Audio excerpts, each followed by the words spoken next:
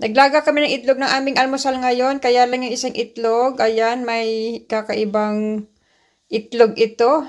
Bakit ganon? So, first time kong ganito ang kulay ng itlog. So, hindi naman ito balot. So, bubuksan natin kung mabaho ba to o hindi. So, titingnan natin. Naalanganin siya, baka mayroon na itong sisiw dito sa loob o ito ba'y bugok na itlog. So, wala na itong kwenta. So, titingnan natin, nabubuksan natin siya. Bala ko siyang hiwain, hindi ko mahihiwa. So, bubuksan ko na lang, ipipil ko na lang yung shell. So, ayan guys, green-green, parang black ang kulay niya. At gusto ko makita kung may sisiw ba sa loob.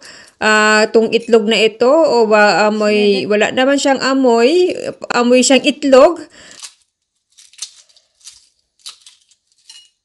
Sa ganyan ang kulay niya, parang naamag ba na hindi ko maintindihan, na yellowish.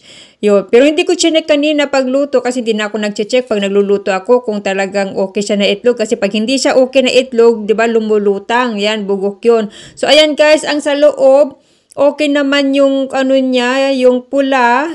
Ayan, oh. Yellow naman. Kaya lang yung sa puti, talagang yan ang kulay niya. So, ayan yung nasa loob, wala siyang sisiw. So, ayan lang na, ayan sa gilid na may ano siya, kakaibang kulay. So, ayan yung itlog na nilaga natin ngayon.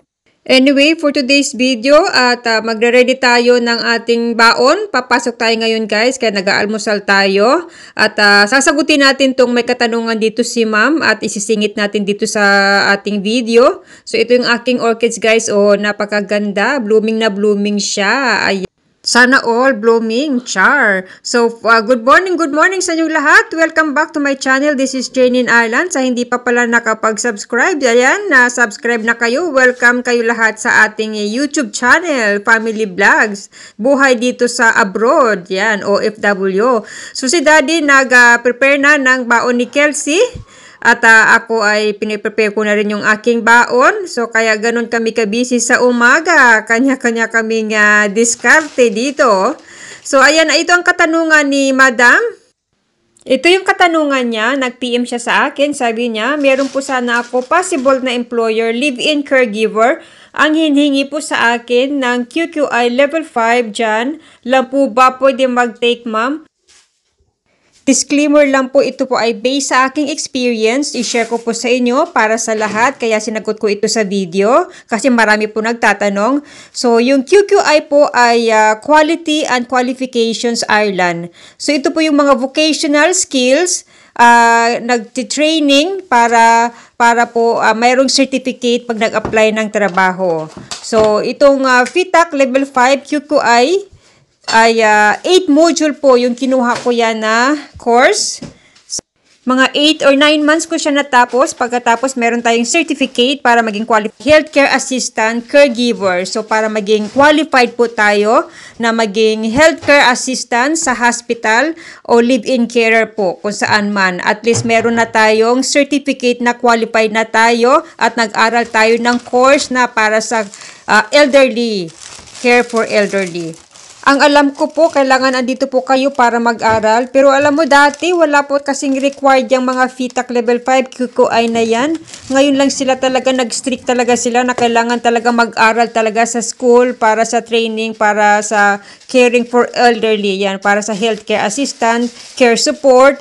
So, ganon, talagang naghigpit na.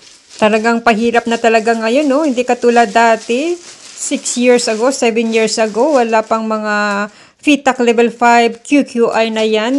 Talagang pwede kang mag-apply ng caregiver or private caregiver or sa hospital na walang certificate na FITAC Level 5 or QQI. Sa ngayon talaga, isa sa mga requirements na yan, pag wala ka yan, hindi ka nila tatanggapin kasi yan yung vocational course na para mayroon kang training sa gano'n na trabaho.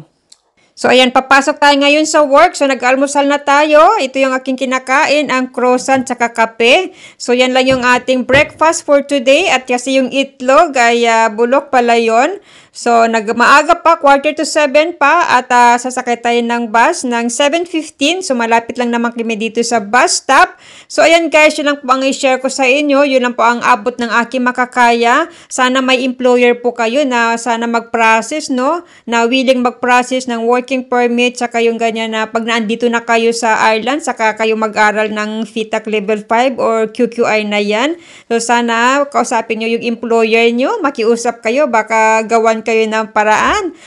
Sige lang po, apply lang kayo ng apply. Try nyo yung mga website, mag-search kayo online or POAA at mag-try kayo, baka sa palaran, di ba? Merong ma-employer na pwede talagang willing mag-process. Kasi sa ngayon guys, ang in demand talaga dito, nurses talaga. Yan, nag-hire sila mga nurses. Pumupunta talaga dyan sila sa Pilipinas para mag-hire ng Filipino nurses. Minsan pumupunta sa Cebu. Yun, may mga recruitment agency na pumupunta dyan sa Pilipinas para mag-recruit ng mga nurses. So, ganon talaga in demand ang mga nurses ngayon. Pero ngayon sa mga healthcare assistant, caregiver, medyo mahigpit kasi gawa ng may certificate pa na FITAC, ganyan. So, wag mawala ng pag-asa. Mag-search kayo pa rin. Balay mo sa website na may willing talaga na employer na mag-process. So, ito na yung ating backpack. Signing off. See you next time.